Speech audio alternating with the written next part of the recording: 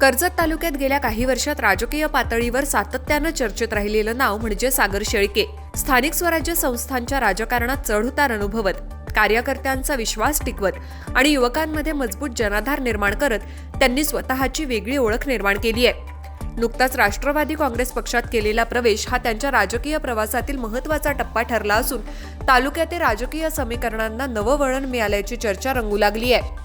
गेल्या 2 दशकात विविध सामाजिक उपक्रम, क्रीडा स्पर्धांचं आयोजन, रक्तदान शिबिरं, जन आंदोलनं आणि पर्यटन विकासासाठी केलेले पाठपुरावे यामुळे शेळके यांची प्रतिमा केवळ राजकीय कार्यकर्त्यांपुरती मर्यादित न राहता सामाजिक नेतृत्व म्हणूनही बळकट झाली.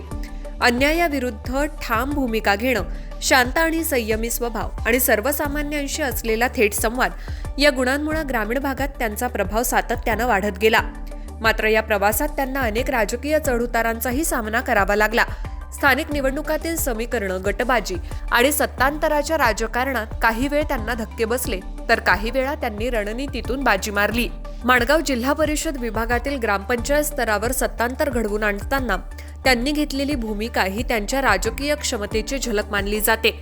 त्यानंतर तालुक्यातील तरुण कार्यकर्त्यांचा मोठा गट त्यांच्या पाठीशी उभा राहू लागला. याच जनाधाराच्या बळावर त्यांनी राष्ट्रवादी काँग्रेसमध्ये प्रवेश करत पुढील राजकीय वाटचालीचे स्पष्ट संकेत दिले.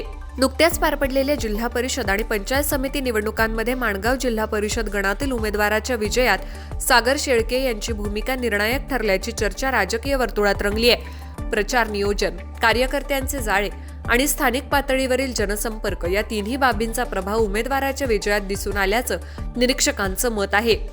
या विजयामुळे परिवर्तन विकास आघाडीला बळ मिळालं असून शेळके यांच्या नेतृत्व शैलीकडे पुन्हा एकदा लक्ष वेधलं गेलंय.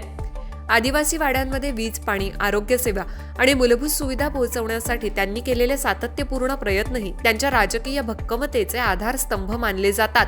विविध गावातील संपर्क, शांतपणे ठाम निर्णय क्षमता आणि युवकांमध्ये असलेली लोकप्रियता यामुळे आगामी निवडणुकांच्या पार्श्वभूमीवर राष्ट्रवादीचे नेते सुधाकर घारे यांना देखील सागर शेळके यांच्या माध्यमातून कर्जत तालुक्यात एक प्रभावी युवा नेतृत्व मिळालं असून यामुळे राष्ट्रवादी पक्षाची ताकद वाढली आहे. आता सागर शेळके यांच्या या राजकारणातील नव्या अध्यायाची सुरुवात विरोधकांवर किती प्रभावी ठरते हे देखील पाहणं महत्त्वाचं ठरणार आहे.